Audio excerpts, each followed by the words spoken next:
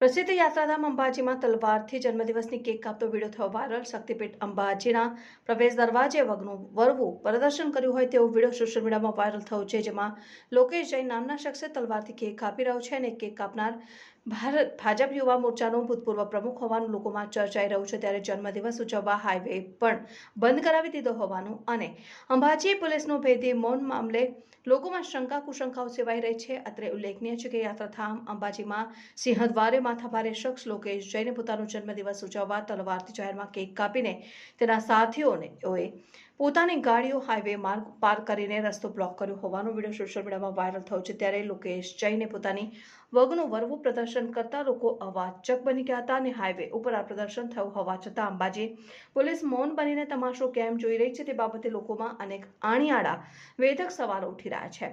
વળી લોકમુખે ચર્ચાઈ રહ્યું છે કે લોકેશ જૈન હિન્દુ હિત રક્ષા સમિતિનો પ્રમુખ છે અને આ વિસ્તારમાં માથાભારે તરીકેની છાપ ધરાવે છે।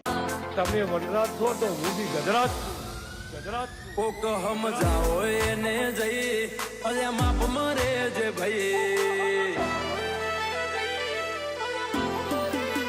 કોક સમજાવો એને જઈ અલ્યા માપ મરે જે ભાઈ અમે માપ મારો નીકળ્યા તો પછી મજા આવશે નહીં।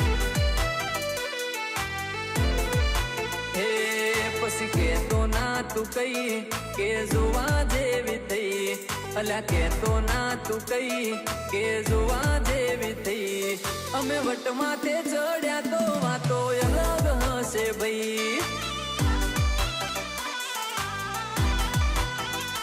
હો સુધરી જશે ભૂલ્યા નથી